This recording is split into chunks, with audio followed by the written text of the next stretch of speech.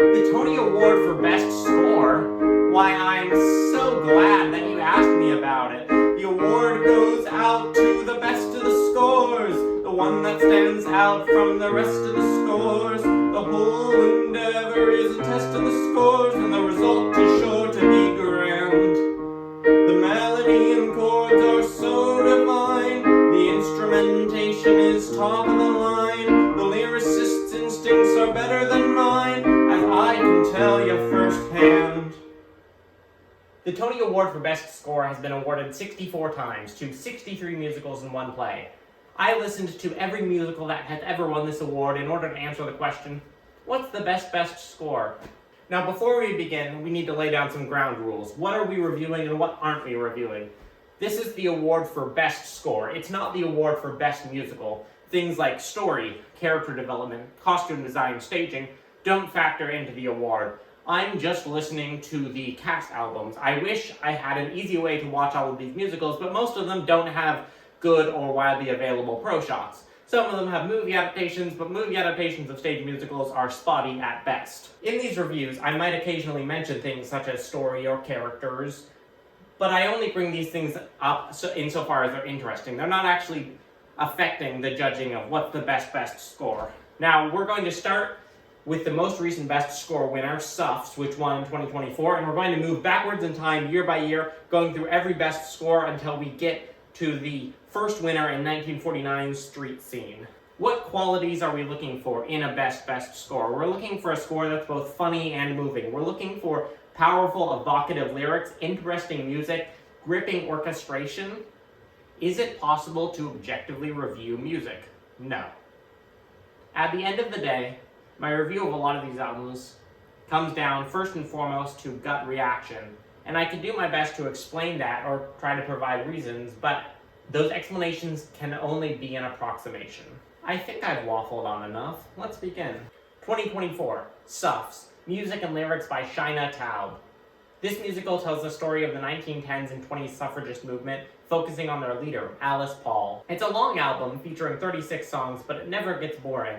The all-female cast plays both female and male roles, including many famous historical figures like Ida B. Wells and Woodrow Wilson. The music is classical musical theater stuff, powerful and emotionally rousing, but not anything that hasn't been heard before. As great as this musical is, it's hard to not view it in the shadow of Hamilton. Both musicals tell stories from American history, with characters played by actors who are a member of a different demographic group, and both even featured the writer starring as the main character. Suffs walks an impressive balancing act, managing to tell a story that's broad in scope, but also incredibly specific to a few point-of-view characters. It's funny, at times it's horrifying, for example, the vivid descriptions of the abuse the activists suffer in prison, and the whole thing is deeply moving. 7 out of 10. 2023, Kimberly Akimbo. Music by Janine Tesori, lyrics by David Lindsay Albert. This musical about a teenage girl who has a rare medical condition that causes her to appear as an old woman is charming but largely unremarkable. A few songs are catchy and there are some emotional moments, but it's hard to see why this musical won the award.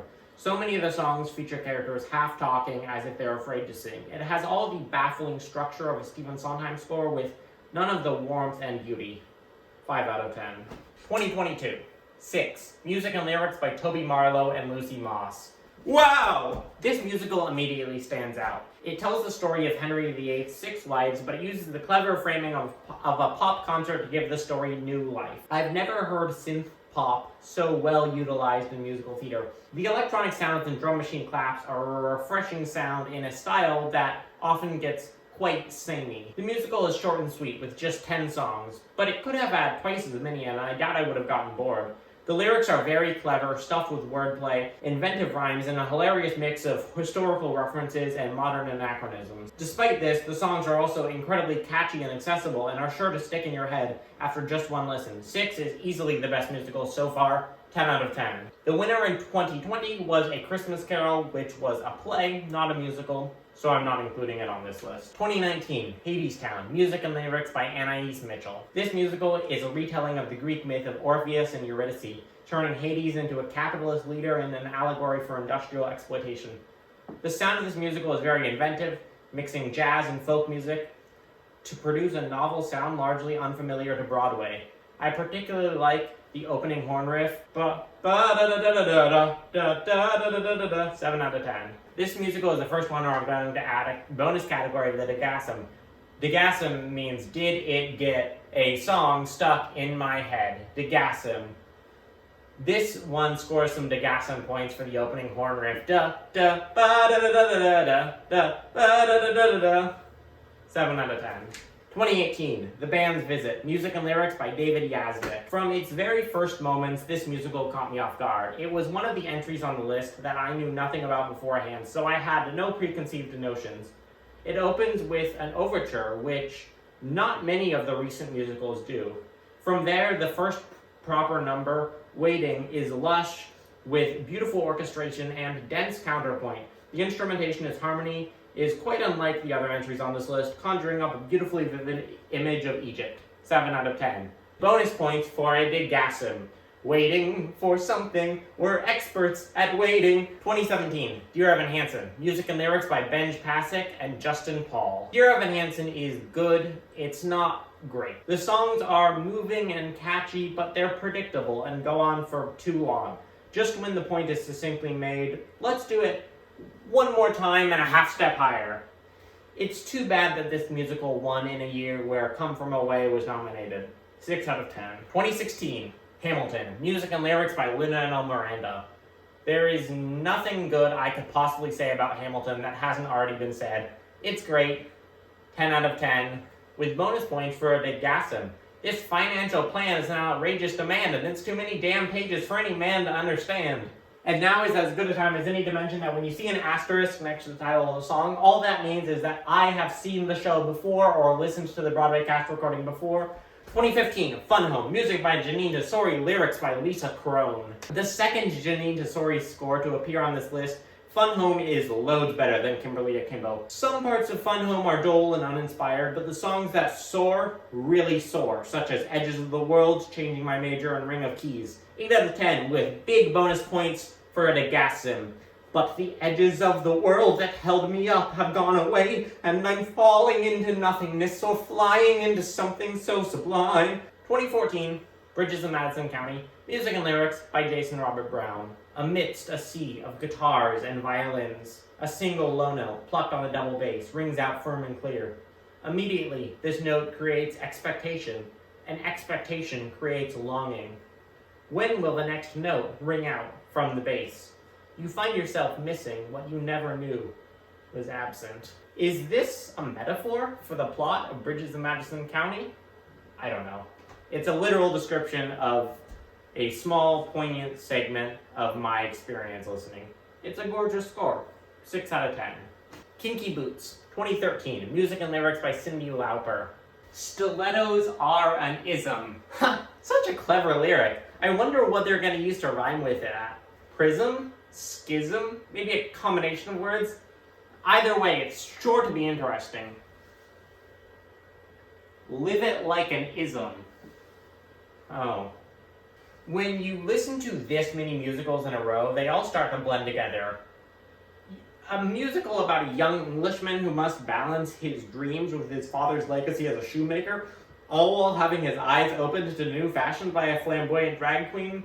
I don't think that's a real musical. I think you just made that up. Lola's songs are the standout part of the score, but even those are weakened by the mix. They're mixed like theater songs rather than the dance songs that they so clearly want to be, and as such, the drums aren't as punchy as I wish they were. 6 proved to me that musical theater cast albums don't necessarily have to be mixed like traditional theater albums. I mean, I suppose if Land of Lola and Sex is in the Heel were truly mixed like dance songs, they might really stick out from the rest of the album. What do I know? 6 out of 10. 2012, Newsies, music by Alan Menken, lyrics by Jack Feldman. Newsies is great. Like, really great. The songs are catchy, funny, and moving. Santa Fe never gets old. From the moody opening to the heart-wrenching high note at the end, Seize the Day is so rousing that you just can't help wanting to strike when you're listening. King of New York is a fun reprieve from some of the heavier points of the musical. 10 out of 10. 2011, The Book of Mormon, music and lyrics by Robert Lopez, Trey Parker, and Matt Stone. The humor of the Book of Mormon is crass and juvenile. That's not news. Whether or not you find it funny depends largely on your personal taste, but I'm not here to discuss the humor, I'm here to discuss the score. The score is quite good. The songs are very inventive. Hello, Spooky Mormon Helldream, and All American Prophet, to name a few, are all quite good. Personally, I found Baptize Me to be the funniest. I won't give away the premise of that song in case anyone hasn't heard it. I am not attempting to make some grand statement on how the show works as a satire. That's not what I'm here to judge, but as a score, it's quite good. 7 out of 10.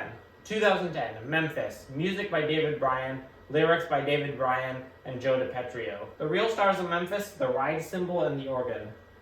The music of Memphis doesn't really stir me on an emotional level, but that might be more a personal shortcoming than a shortcoming of the score. I don't have that much attachment to the musical style of classic rock and roll. If there's one real criticism I would want to make, it's that the songs blend together. There's a lot of upbeat, soulful, riff-heavy rock numbers. I don't expect to find myself re-listening to Memphis, but if you like 50s rock and roll, you might like it a lot more. The one song that sticks out most clearly in my memory is Everybody Wants to Be Black on Saturday Night, or is it Sunday Night? I don't remember what the song's called, but either way, it's just a very funny premise for a song. I like it a lot, and it's a memorable song, or at least that line is memorable. 5 out of 10, pretty forgettable. 2009, Next to Normal. Music by Tom Kitt, lyrics by Brian Yorkie. Wow, a musical where they say, fuck, I better not let my mom catch me listening to this musical. Okay, I'll stop being mean. Next to Normal is good. The songs sound different from one another. Yeah, that's right. The whole album isn't one hazy, unintelligible mess. The little snippet of music in the prelude is gorgeous. When it returned in the finale, I got chills. Best part of the score, no question. 7 out of 10. With huge bonus points for a Degasse. Bum bum ba da da da da da ba ba ba da da da da. 2008. In the Heights, music and lyrics by Lin-Manuel Miranda. I find it impossible to not have a massive grin on my face as I listen to this soundtrack. It's just so good. There's a lot to praise about In the Heights, but I'll pick one specific aspect to focus on, the integration of storytelling and music. Take, for instance, Carnaval del Barrio, which is a great number. In a worse musical, this would be an excuse for the characters to dance for a few minutes while the plot gets put on hold. However, Carnival weaves in about a half dozen story beats into the singing and dancing. The characters reflect on the recent blackout. Vanessa is still angry about the events at the club. Usnavi announces the winner of the lottery. The women tease Benny and Nina over their budding relationship, and Sunny and Usnavi discuss the future of the neighborhood. 10 out of 10. 2007, Spring Awakening. Music by Duncan Sheik, lyrics by Stephen Sater. My first experience with Spring Awakening was a college production that I saw in 2020 or 2021. At the time, I really didn't like it at all, but I'm happy to report that upon listening to the cast album, my opinion has much improved. The musical's small orchestra, consisting of essentially a combined string quartet and rock band, is both its greatest strength and its greatest weakness. At best, the sound of this ensemble is powerful, raw, and intimate. The single violin, ringing out clearly with no vibrato in the opening moments, is a great example. I'm also a sucker for any good use of a synthesizer, even if it is somewhat sparse. At worst, the sound is kind of repetitive. With very little variety, what was once a novel and exciting sound can become somewhat stale. The lyrics are very evocative. I think the show is at its worst when it plays up the edginess, for example, My Junk or The Bitch of Living, but most of the songs are very good. There's some very exquisite and elaborate vocal layering at its best in the climax of I Believe.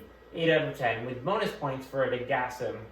There is God in heaven, all will be forgiven. 2006, The Drowsy Chaperone, music and lyrics by Lisa Lambert and Greg Morrison. With only a hazy memory of a high school production I saw a few years ago, I was ready to write a negative review of The Drowsy Chaperone, criticizing it for being derivative and pandering. But then I actually listened to the score, and it really is great. Every song is so clever and full of personality. The songs keep themselves interesting with witty lyrics, plot development, varied orchestration, and dance breaks, which are a lot more fun than they sound, I promise. One great song features a bridge where the singer suffers a diva-esque mental breakdown a la Rose's Turn. The musical even has, dare I say, a more thoughtful use of musical motifs than Les Miserables. 8 out of 10. Bonus points for a Degasse on this one. Chop the nuts, pound the dough, mix it up nice and slow, then you got a Toledo surprise. 2005, The Light in the Piazza, music and lyrics by Adam Gattel. The Light in the Piazza feels like what you get when you take someone who grew up listening to Stephen Sondheim and then thought, The main problem with that music is that it's not complicated enough. I've spent some time on this list criticizing music for being too simple and predictable, but Light in the Piazza is a great case study in the danger of going too far in the opposite direction. It's just so difficult to parse what is going on musically at any moment. I don't think there are any memorable tunes that will stick in your head unless you really listen several times to the score. There are a few really strong moments. I liked Clara's outburst in Octet, which was one of the few moments where the intense nature of the music really seemed to match the character's emotions. I also liked the reprise of The Beauty Is, in which we see some of the similarities between Clara and her mother. Having a reprise sung by a different character is a really great use of a reprise. This musical also reminded me how glad I am that Sopranos have largely gone out of fashion. I don't like Sopranos, I'm sorry. It was also surprising to me how much praise the musical gets for its orchestration. I think the orchestration is pretty bland. There are a lot of tremolo strings, a lot of intense piano riffs, and not much else. There are only one or two songs that really stand out. I think it's possible that if I listened to the score a few more times, I might learn how to appreciate it. With music that's so complicated, it's hard to take it in on just one listen, but I don't know. I just don't feel compelled to go back and listen to it more. 6 out of 10. 2004, Avenue Q, music and lyrics by Robert Lopez and Jeff Marks. Wow, it's catchy, it's funny, and it's touching and emotional when it needs to be. I was kind of skeptical about the humor going in. Super edgy stuff doesn't do a ton for me, which was only confirmed by the Book of Mormon, but I just couldn't help laughing at this show, especially the internet is for porn and everyone's a little bit racist. The songs are just so delightfully constructed. The melodies are so catchy and the lyrics are great. An extra special shout out to There's a Fine Fine Line, which manages to come up with 3 different rhymes for time. Not an easy word to rhyme with. 9 out of 10. 2003, Hairspray. Music by Mark Scheinman, lyrics by Mark Scheinman and Scott Whitman. Some of the songs, You Can't Stop the Beat, Run and Tell That, are pretty good. Most are not. 4 out of 10. 2002, Urinetown the Musical. Music by Mark Holman, lyrics by Mark Holman and Greg Kotis. Urinetown the Musical, not to be confused with Urinetown the Place, is terrific. The music is catchy and clever. The lyrics are particularly good. There are lots of dense, clever, and unpredictable rhymes. There are tons of examples I can highlight, but here's one in particular from Why Did I Listen to That Man? Why did I listen to that man? Why did I listen to the nature of his plan? And when he talked, I should have balked, I should have walked, I should have ran. Why did I listen to that man? Isn't that just terrific? I love the dance break and Snuff That Girl, particularly when the performers make onomatopoeic sound effects very reminiscent of Cool. Act 1 finale is also quite good, a great culmination of everything leading up to that point, with great melodies and terrific counterpoint. The show is delightful. If you don't like piss jokes, Urinetown will still probably get a smile out of you, and if you do like piss jokes, you'll be laughing so hard. 9 out of 10. With strong bonus points for a Degasm. Well, it's a long, hard tumble of a journey, worthy of a gurney, a stumble down, a slap, face, a smack with a mace, certain the base is a crumble down. 2001, The Producers, music and lyrics by Mel Brooke. The music and The Producers is good, but unremarkable. The songs are funny and charming, but few of them make a real impression. Some standout moments include Springtime for Hitler. That song's a classic. It has stuck with me for years. I first heard it a long time ago, and I've never forgotten it. It just, when you hear Springtime for Hitler, it's gonna stick with you. And Betrayed. I really like the sequence in Betrayed when he runs through all the songs in the show. That's super fun. Other than that, 6 out of 10. 2000, Aida. Music by Elton John, lyrics by Tim Rice. Aida is overflowing with the larger-than-life emotions that musical theater is so perfect for expressing. The music is good, the lyrics are great, but the songs aren't quite as good as some of the comparable blockbuster musicals, think Phantom of the Opera or Les Miserables. Some standout moments include this transition from slow ballad to up-tempo rock song in Every Story is a Love Story, which was exhilarating, the drum break in Dance of the Robe, the piano riff in Easy as Life, and although this is a review of the score, I will briefly comment on the cast. Sherry Renee Scott is terrific as always, and Heather Headley is great as Aida. 7 out of 10. Intermission. We've made it through the 20th century. By this point in the process, I had been listening to musicals for like 2 weeks, and that felt like such a long time, even though in the grand scheme of things, I was less than halfway done. 1999, Parade. Music and lyrics by Jason Robert Brown.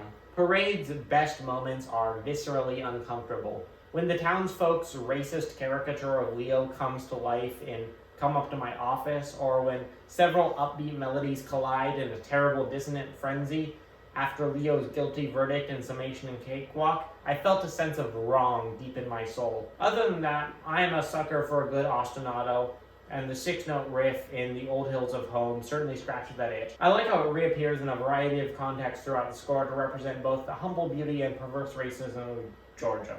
8 out of 10, with strong points for a Degasson. Ba-ba-ba-da-da, ba-da-ba-ba-da-da. 1998, Ragtime. Music by Stephen Flaherty, lyrics by Lynn Ahrens. 2 musicals in a row about race relations between whites, blacks, and Jews. Isn't that interesting? Although, to be fair, I suppose those are Broadway's 3 favorite racial groups. It is worth noting that although a decent number of these musicals focus on black people or black music, black authors are almost totally absent from this list. The Broadway League loves to award white authors writing stories about black people. Enough about that. I was really blown away by this one. The magic of Ragtime is in its duality. It's a harrowing musical about the horror of America's racism, but it's also an uplifting musical about the economic opportunity that the country offers. It's a big, sweeping, historical musical about the country as a whole, but it's also a deeply intimate and personal musical about a few specific characters. My favorite example of multi-meaning comes from the song Success. Throughout the song's lyrics, repeated references to silhouette represent 3 different things. First, the literal silhouette drawings that Jewish immigrant Tata makes and sells. Second, the silhouettes represent the lives of the people around who must struggle against racism and adversity. Third, and most metaphorically, the silhouettes represent the hollow promise of the American dream, a country that offered him prosperity and gave him squalor.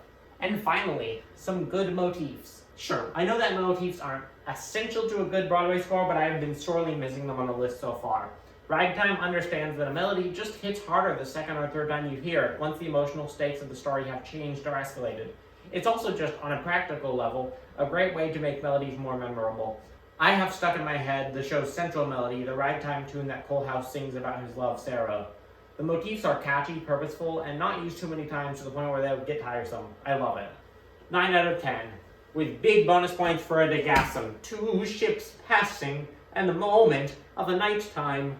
1997, Titanic. Music and lyrics by Maury Yeston. Titanic, no relation to the James Cameron movie, is good but unremarkable. The lyrics, while not bad, are often repetitive and prosaic. The orchestrations really stood out. When I looked up who had done them, Jonathan Tunick. Of course, what a legend. 6 out of 10.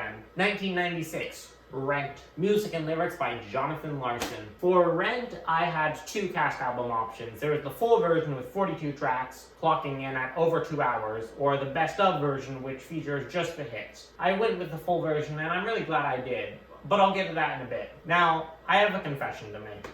Rent and I have some history. It is one of only 2 shows that I've walked out of at intermission. So I went into this ordeal with negative preconceptions, but I tried to keep an open mind. I did not find that easy. I do admire Rent's commitment to using music as a storytelling tool. It's not quite a sung-through show, but it's close. There's lots of small, weird, connective tissue songs that I really like. Or I like, at least in theory. The problem is that Rent's music is, well, it's not good. Some of the songs are good. I like Santa Fe. The first half of One Song Glory is quite good. I especially like the delay on the guitar, but the big middle section of the song is just dull. La Vie Boheme is very solid, but the bad parts are awful, and most of it is just bland and boring. I've given Rent a lot of chances. I give up. 2 out of 10. 1995, Sunset Boulevard. Music by Andrew Lloyd Webber, lyrics by Don Black and Christopher Hampton. Sunset Boulevard is just as big, grand, and dramatic as you'd expect a Lloyd Webber score to be. I particularly like the main theme, I don't know if it has a specific name, which plays several times as an instrumental theme before finally getting sung with lyrics in the final number. It's a nice bit of setup and payoff. Plus, the melody is beautiful. It sounds straight out of a romantic symphony. There's a lot of great, memorable tunes. I particularly like the title track as well as With One Look, although in that song it sometimes feels like the music and lyrics are fighting against each other for control of the song. The 11-minute final sequence, reminiscent of great final sequences from The Phantom of the Opera or Sweeney Todd, is really terrific. And although this isn't an aspect I'm actually judging, the cast album includes enough dialogue to be able to reasonably follow all the main story beats, which is nice. There's a very nice, tasteful use of leitmotifs. One passage in I Guess It Was 5 a.m. sounds incredibly reminiscent of a passage from Lloyd Webber's later show, Love Never Dies, which I find interesting. I suppose no artist is truly safe from Lloyd Webber's generous borrowing, not even himself. 7 out of 10 with bonus points for a Degasm. Sunset Boulevard, stupid boulevard, heartbreak boulevard. 1994, passion. 1994, passion. 1994, passion. Music and lyrics by Stephen Sondheim. This is my favorite musical. Passion. I love Passion. Passion. Passion. This is my favorite musical ever. It has the most gorgeous score I've ever heard. The orchestration is rich. This musical is so goddamn good. The orchestration is rich, the melodies are beautiful, the harmonies are harsh and dissonant. The story is about an Italian soldier named Giorgio and the sick, ugly Fosca who loves him desperately. Most of the score is built out of just a handful of musical themes which are flipped, reharmonized, and repurposed for a dozen different meanings. The way that Sondheim was able to make so much out of so little is truly something worth marveling at. Every song in Passion holds a surprise. None of them are structured in the way you'd expect, whether they're 1 minute long or 6. Dialogue weaves in and out of singing as the characters go on long discursive rambles about the pleasures and pains of love. Many of the lyrics are unrhymed or sparsely rhymed in a way that's really delightful to listen to. Each and every rhyme is a surprise. 10 out of 10, with big bonus points for a Degasm. Perhaps it was the dress, the fragrance of her dress, the light perfume of silk that's warm from being in the sun, that mingles with a woman's own perfume, the fragrance of a woman. 1993 saw the only tie-in in this category between Kiss of the Spider-Woman and The Who's Tommy. To reflect this historical anomaly, I listened to both musicals at the same time, one in each ear. 1993, Kiss of the Spider-Woman, music by John Kander, lyrics by Fred Ebb. I didn't know anything about the premise of Kiss of the Spider-Woman, so imagine my surprise when it opened on a scene of terrorists being tortured in prison. Imagine my further surprise when about halfway through one of the male lead's big musical numbers, he declared that he wanted to be a woman. Good for her. The score is one of the first on the list that sounds distinctly old-fashioned. That's not really a value judgment, just an observation regarding style and historical trends. I can easily imagine this musical coming out in the 60s or 70s. The score is overall quite solid with a nice mix of upbeat songs and tender ballads. There's a nice use of repeated motifs, especially Over the Wall, representing the prisoners' longing for what they are missing. Some highlights include the Morphine Tango, in which the prisoners describe the process of injecting morphine with all the whimsy of the hokey pokey. The male choruses Refrain and Gimme Love. The Day After That, which is quite a rousing anthem. 6 out of 10. 1993, The Who's Tommy, music and lyrics by Pete Townsend. The best aspect of Tommy's score is the instrumentation. A nice variety of rock instruments and orchestral instruments, plus some mind-melting synthesizers, creates a sonic palette more interesting than 90% of Broadway. Although, let's be honest, that's a low bar. I expected this to be a much more traditionally rock score, led by the electric guitars and drums, so I was pleasantly surprised at the wide variety of styles.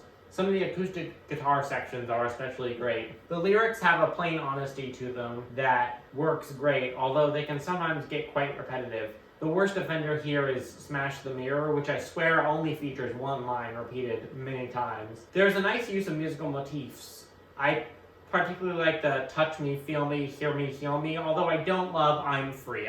That one didn't do it for me.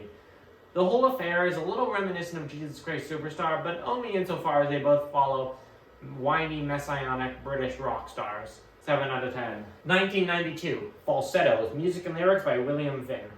Now, as a disclaimer, the original Broadway production never got a cast recording, so I listened to the 2016 version, which is great. I love Christian Borle. Falsettos is terrific. It just has this absolutely irresistible energy to it. It's funny, intimate, uplifting, and devastating. The music happens at a rapid-fire pace that doesn't give anything time to get stale. The songs are both incredibly catchy and unpredictably weird. There's a great use of leitmotifs. I'm sure if I listened to the score more thoroughly, I'd notice all sorts of great details, but one that stood out was in Holding to the Ground, when the melody that goes with the line, "Holding to the ground as the ground keeps shifting," also makes up most of the instrumental accompaniment for the song itself. That's a great touch. I love how complex and messy Falsettos is. It feels very real. None of the characters are particularly good or kind people, but none of them are cartoonish villains. They are all flawed people trying to do their best in a flawed, scary world. If you want a deeply moving musical about the AIDS crisis, don't watch Rent, watch Falsettos. 9 out of 10.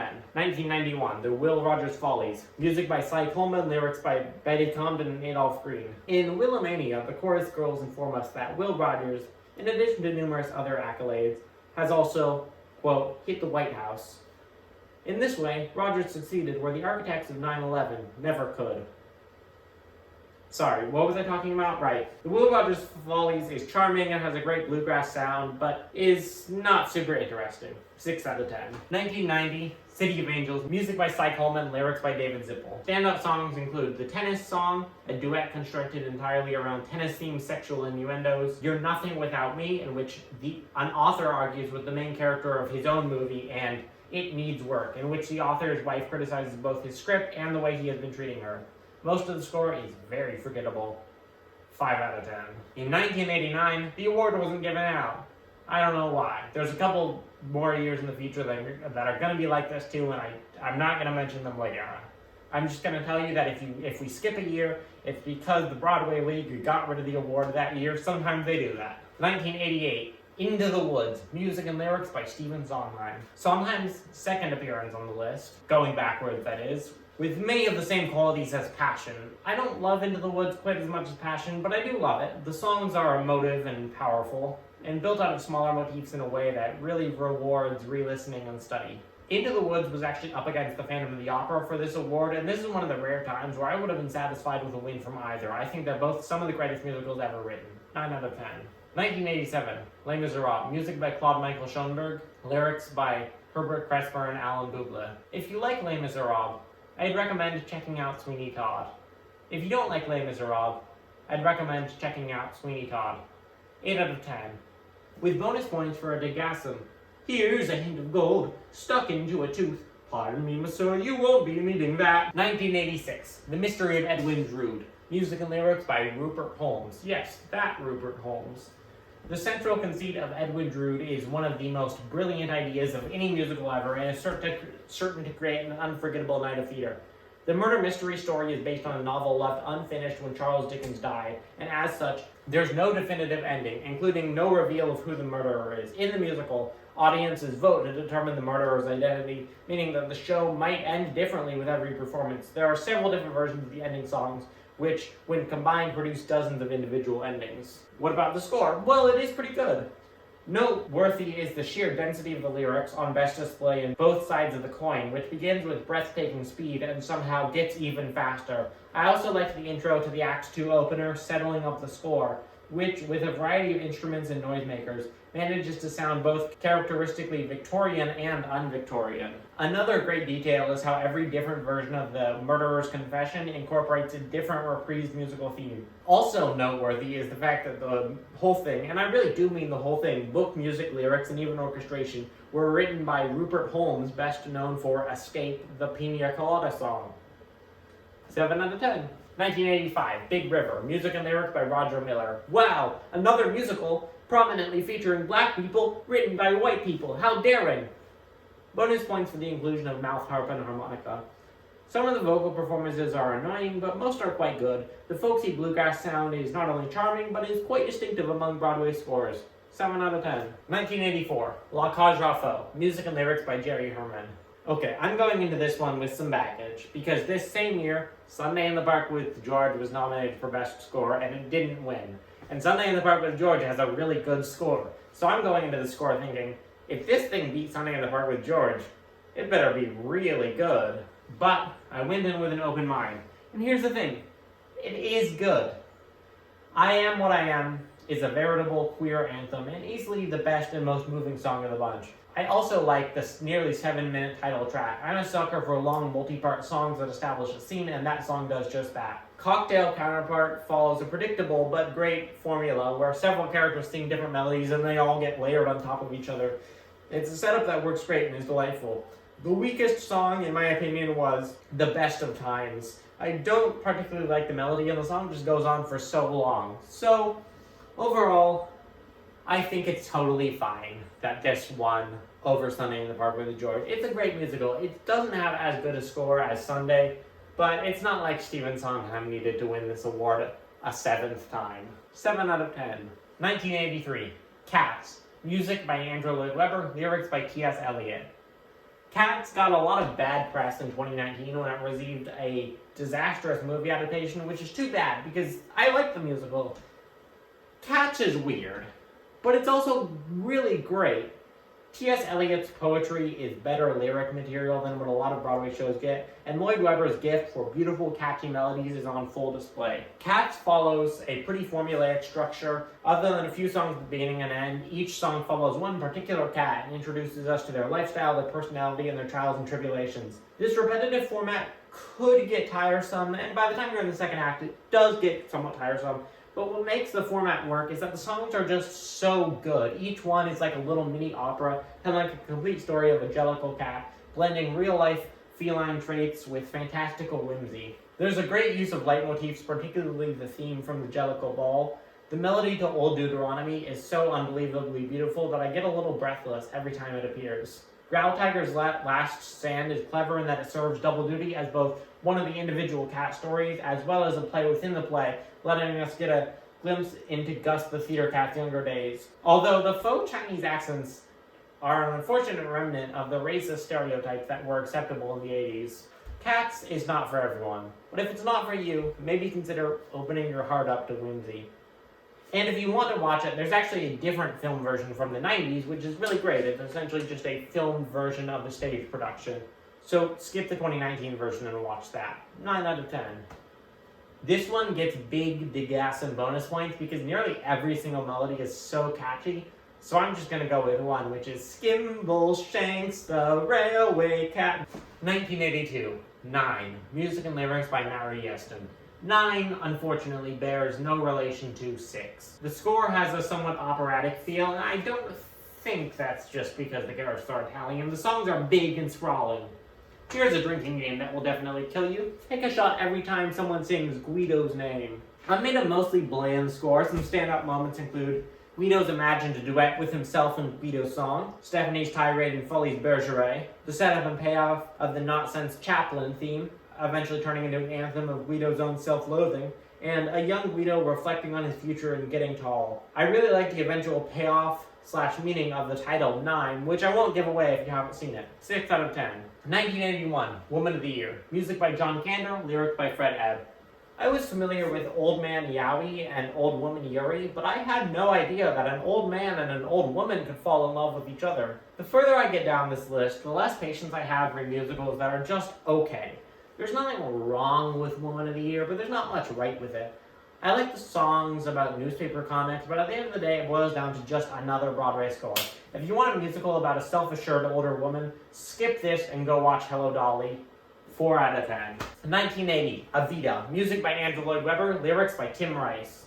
I really liked Evita. I don't think that it quite reached the heights of Andrew Lloyd Webber's best musicals, but it's really good. I particularly love the framing device of the story. It opens with the death of legendary historical figure Eva Perón, but then it zooms back to Che, a fictional citizen of her country, Argentina, and he's like, hey, this Eva Perón person's not that great. My favorite songs were Che's songs, although, to be honest, that might have something to do with the fact that he's in the Broadway version is played by Mandy Patinkin, who I absolutely love. I literally jumped for joy the first time I heard Patinkin's voice. I do like Don't Cry for Me, Argentina, and I like how small snippets of it appear at the beginning and end, although as a lead number in the show, I think it's not quite as good as Memory. I do think it's very clever that Oh What a Circus uses the same melody, and I think that Circus is overall just a better song than Don't Cry for Me, Argentina.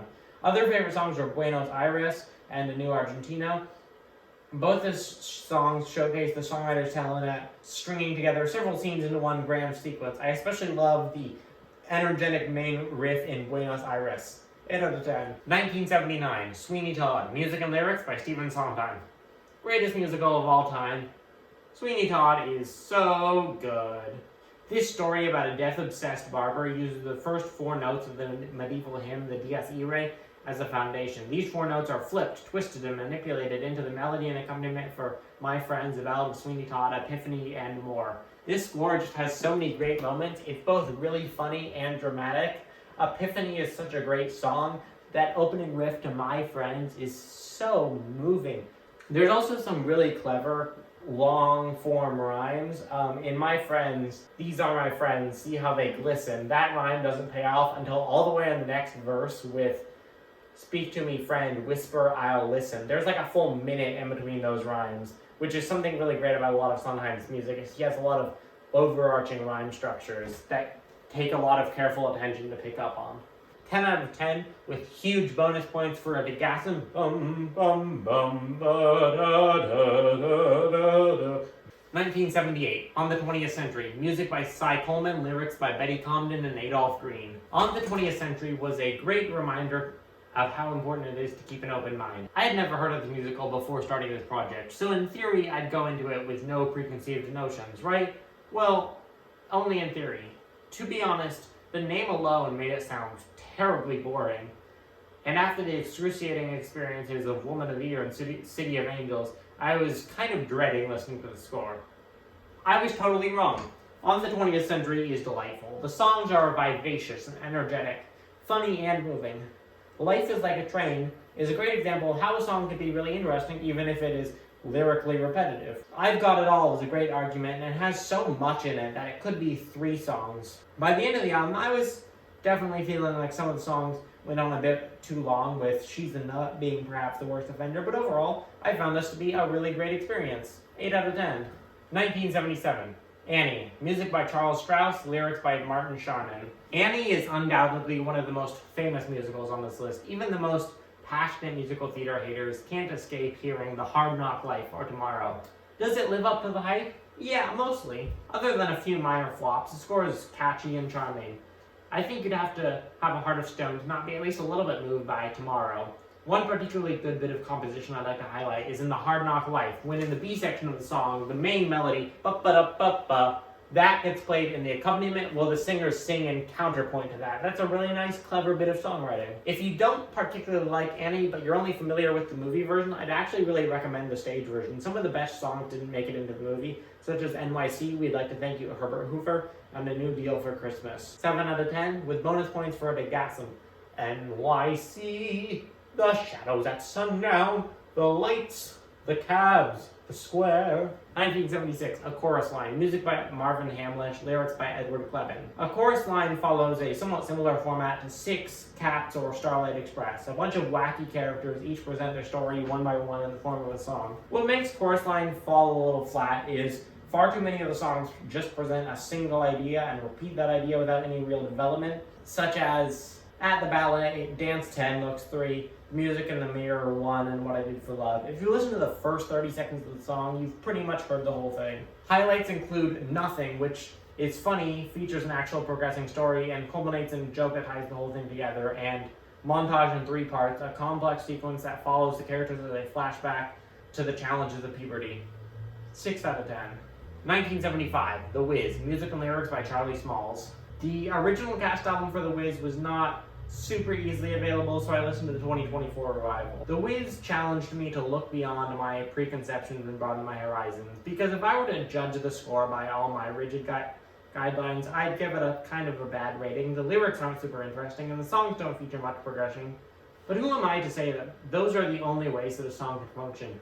As I listened, I found myself blown away by the incredible vocal performances. Every singer had not only a powerful voice, but also incredibly precise control over the pitch and rhythm. I can only imagine how difficult of a score this must be to sing. I especially liked the songs featuring the vocal ensemble with some really nice, tight harmonies. Favorite songs were Slide Some Oil to Me, Ease on Down the Road, Meet the Wizard, and Brown New Day. Now you might be asking, did it really take me 2/3 of the list to realize that I might benefit from being open-minded? Yes. Shut up. 7 out of 10. 1974, Gigi, music by Frederick Lowe, lyrics by Alan J. Lerner. Gigi is best described in its own words. It's a bore. Also, the main plot focuses on an adult man falling in love with a teenage woman, with multiple songs devoted to how childlike she is. There's a whole song where he describes her as a child, and then over the course of that song, changes his mind and is like, actually, I want to have sex with her. It's creepy. 4 out of 10. 1973, A Little Night Music. Music and lyrics by Stephen Sondheim. I truly despise this musical. I think it's awful. But the score, pretty good. In fact, quite good. Good enough to save one of the worst books I've ever seen in a musical? No. But good nonetheless. If I had to pick one word to describe A Little Night Music, it would be witty. There are plays on words, elaborate multi-syllabic rhymes, and songs layered on top of other songs. The score is complex and very demanding on the performers, but well worth the challenge. I particularly like the 3 opening songs, Now, Later, and Soon, which represent 3 different characters' struggles and perspectives, and then all get layered on top of each other. 7 out of 10 with bonus points for Dick Assam. Now, as the sweet imbecilities tumble so lavishly onto her lap, now there are 2 possibilities there, I could rather sure be I could nap. 1972, Follies, music and lyrics by Stephen Sondheim. Although ultimately I don't think Follies is one of Sondheim's best score, a so-so Sondheim score is still better than 75% of anything else on Broadway. Waiting for the Girls Upstairs showcases Sondheim's gift for beautiful melodies and complex counterpoint. The Road You Didn't Take is a great reflective solo. I particularly like the dissonant brass line, which is ultimately neither developed nor resolved. It's a question that goes unanswered. The Right Girl is irresistible in the simple charms of its melody, and the gut punch when the song reaches its conclusion is genuinely moving. Could I Leave You is both clever and funny, although the way it fits dense sentences into the meter is somewhat awkward, and the big ending is obscured by the fact that it is hard to tell the difference between yes and guess when spoken aloud. Could you tell which 2 words I just said?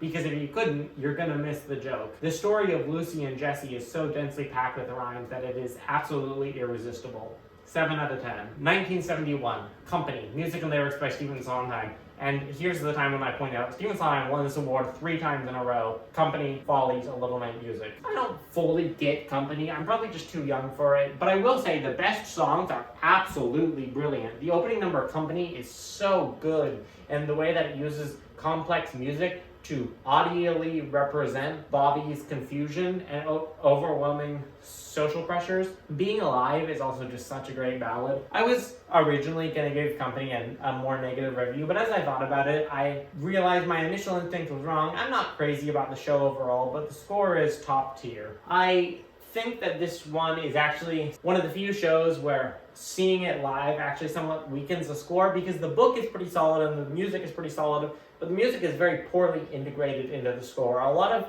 the songs are just kind of placed over scenes that bear no relation to them, and I just think that's a real weak point, but it is a good score, 8 out of 10. It's also worth noting that this is the only year where the award was split into Best Music and Best Lyrics, which is a somewhat sensible split, but they both went to Stephen Sondheim for Company. 1968, Hallelujah Baby, music by Jules Stein, lyrics by Betty Comden and Adolph Green.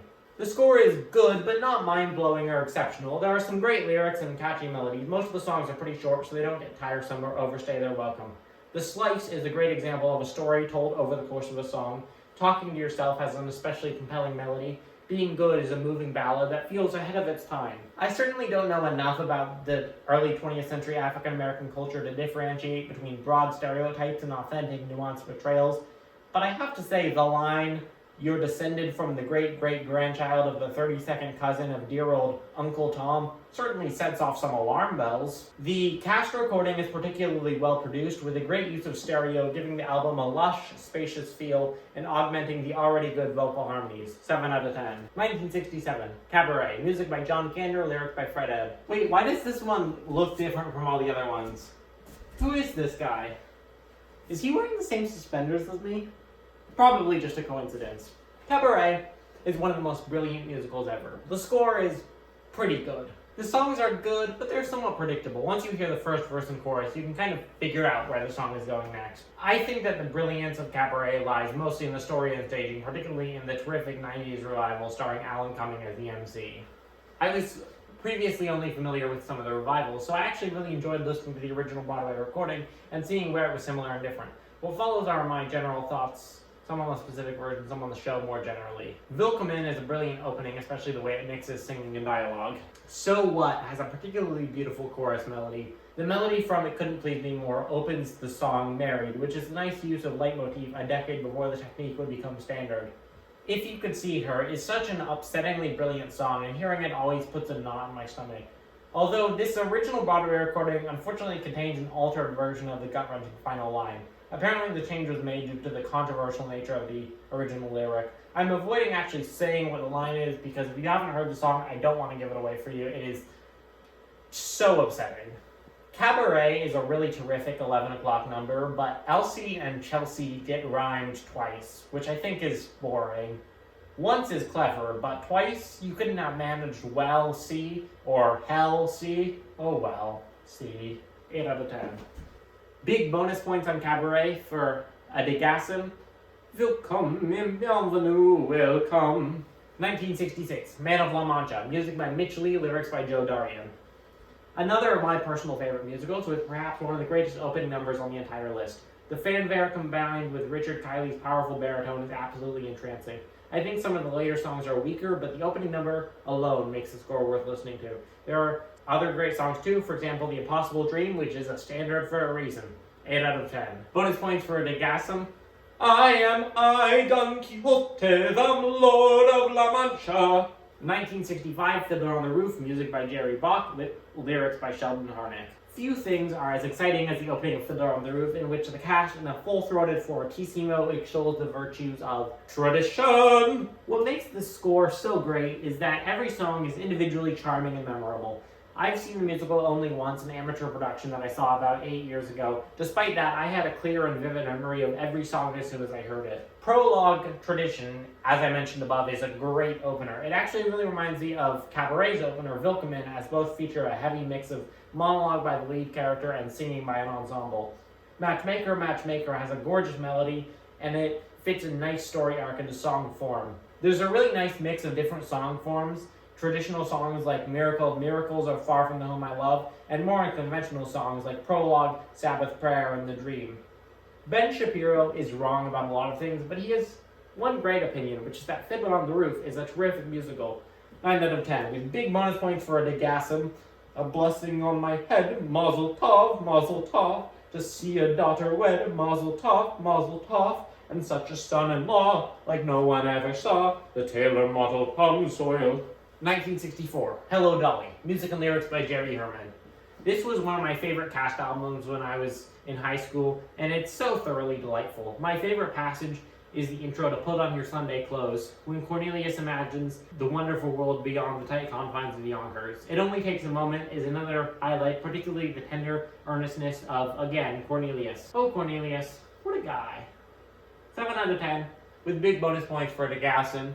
Out there, way out there outside of Yonkers, way out there beyond the slick town, Barnaby, there's a slick town, Barnaby. 1963, Oliver, music and lyrics by Lionel Bart. Oliver is largely unremarkable. Although many of the songs have quite catchy tunes, they tend to continue long after they stop being interesting. Examples include You've Got to Pick a Pocket or Two, or I'd Do Anything. My favorite songs were Who Will Buy, which is appealing because of the odd juxtaposition of its mundane subject matter, street vendors hawking their goods, and the extreme melancholy of its presentation. Reviewing the situation is also great. I love the cycle of build-up and payoff. There is a notable abundance of multisyllabic rhymes. Examples include Duchess's, Much As Is, New Estate, Magistrate, Fagin, Plagan. 6 out of 10. 1962, No Strings, music and lyrics by Richard Rodgers. Richard Rodgers composed the music for dozens of musicals throughout his career, with lyrics written by collaborators Lorenz Hart or Oscar Hammerstein, on one occasion Stephen Sondheim. No Strings is notable in the fact that it is the only musical for which Richard Rodgers also wrote the lyrics. As a play on the title, the musical is orchestrated without a string section, although there is an upright bass, so I guess there are some strings. These historical trivia are maybe the most interesting thing about the musical, but there are some good songs. I like The Sweetest Sounds, I like the title track. An Orthodox Fool is noteworthy in that it contains, in the middle, a brief reprise of You Don't Tell Me. Although reprises were nothing new, this was well before it was common to take one song and put one part of it into a later song. The most entertaining song by far is How Sad, which laments the plight of women, who have no choice but to be in love with men, as opposed to men, who get the great privilege of being in love with women. The song asks the question, wouldn't it be wonderful if women could love women?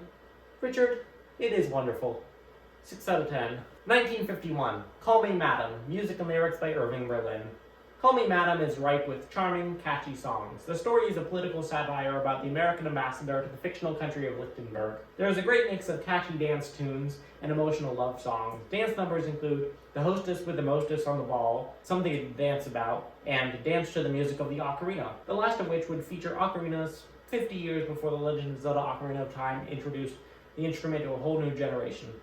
Love songs include The Best Thing for You Would Be Me and You're Just in Love. There's a couple interesting things to note about the album in particular. First, Ethel Merman is wonderful. I've heard of Ethel Merman, but before this I never actually heard Ethel Merman recordings. Second, the album includes a few small pieces of narration to put the songs in context. This is actually really helpful, and I kind of wish more cast albums did this. Third, the album is in mono, and if that's not a sign that we're in old times, I don't know what is. 8 out of 10. 1950, South Pacific. Music by Richard Rodgers, lyrics by Oscar Hammerstein II. South Pacific really demonstrates why Rodgers and Hammerstein are so widely revered. There are so many great, catchy songs. Bloody Mary, There Is Nothing Like a Dame, and A Cockeyed Optimist are all great. Upbeat songs. For ballads, there's Valley High, Some Enchanted Evening, and the absolutely brilliant Twin Soliloquies. The standout song is You've Got to Be Carefully Taught, which, despite being less than 2 minutes long, is easily the most memorable song from the show. The song's message about the learned nature of bigotry still feels scarily applicable 75 years after the show premiered. 9 out of 10. 1949, Kiss Me Kate. Music and lyrics by Cole Porter. I had a bad time with Kiss Me Kate. The songs were too repetitive, and too many rhymes rely on mispronunciation, which is funny the first and second time, but gets old. I Hate Men got a smile out of me, just on account of how blunt it is. 5 out of 10. 1949, Street Scene. Music by Kurt Weill, lyrics by Langston Hughes. Although I didn't love Street Scene, I was really pleasantly surprised by the variety of songs and the way that dialogue was incorporated alongside singing. The score is much more varied than many of its contemporaries. Or maybe it's just an opera. Some songs, such as Wouldn't You Like to Be on Broadway, are classic show tunes, while most are much closer to dramatic, operatic pieces, such as Somehow I Never Could Believe, a 6-minute solo, or The Woman Who Lived Up There, a complex and winding elegy. My favorite song was Get a Load of That, which was charming and upbeat. Unfortunately, the mono recording makes it difficult to parse some of the more complex songs. 6 out of 10. Wow, we made it. It's been a long journey. What did we learn? As I progressed backwards through time, lots of things changed. The rock musical, which dominated the list in the 21st century, is almost totally absent once you reach the 70s. In fact, the sound scores is generally a lot more homogeneous pre-1970. In the early 1950s, there's a big shift in recording technologies. All the recordings before that point are in mono, and all the later recordings are in stereo. In the stereo recordings, it is significantly easier to hear details, especially in complex songs with several singers. Despite the changes, some trends persisted. For example, sexually charged jokes and scenes. The 2000s have Spring Awakening's climactic sex scene. The 70s have a chorus line with its numerous jokes about cum shots. And the 50s have Call Me Madam's joke about a politician's mistress taking her panties off. Although that one's maybe a little bit racist because they go out of their way to mention the politician is Asian. Which actually brings me to my next point. Although there is a pretty significant number of musicals about people of color, almost all the writers on this list are white.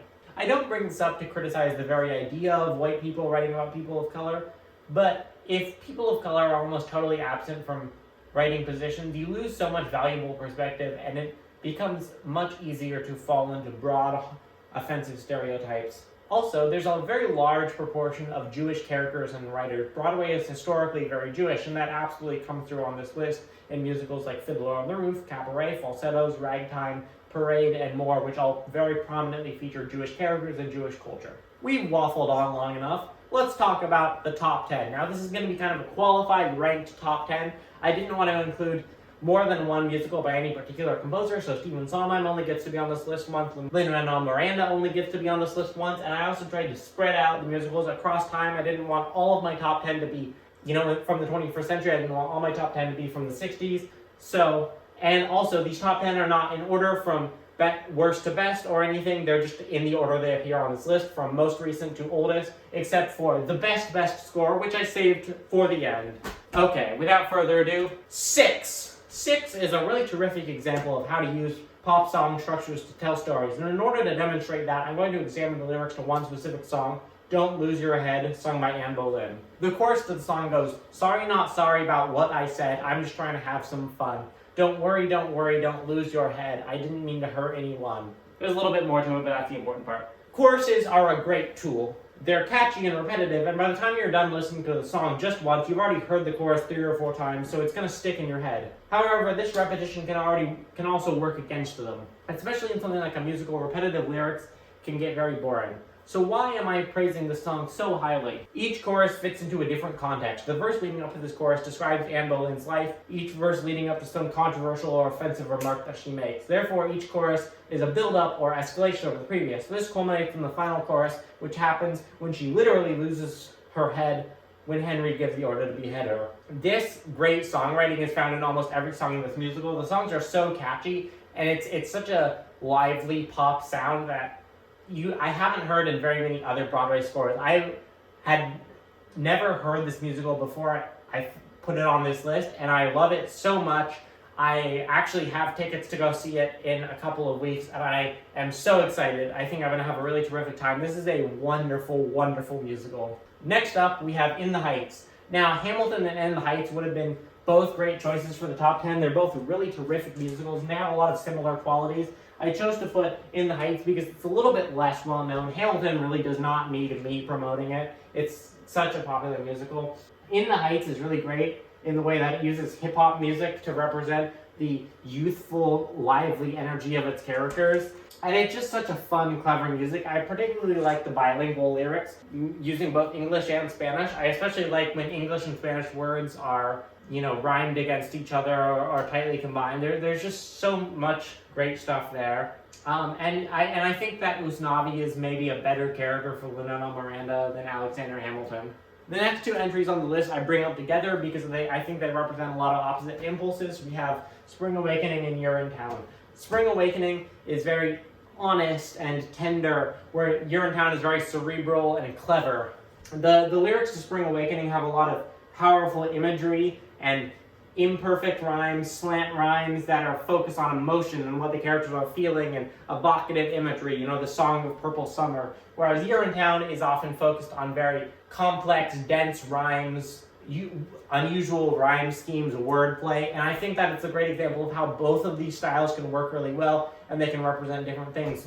Also, for Spring Awakening, I am such a sucker for mismatched aesthetics. What I love about Spring Awakening is that it takes German teenagers in the 1800s and puts them, has them singing like American pop punk songs in the style of like the 2000s, and I think that's just so great. It makes the characters feel fresh and modern and relatable. These are both such terrific musicals, and they absolutely earn their spot on this list. These are both such terrific musicals. Parade! Da da da da da. Da da da da da. Da da da da da. Ragtime. Ragtime is so great. It's big, it's small, it's sad, it's funny, it hits all the beats. Great musical. Cats is so magical in the way that every single song is an absolute banger. The magical Mr. Mistopheles, Macavity the mystery cat, Skimbleshanks the railway cat, Old Deuteronomy.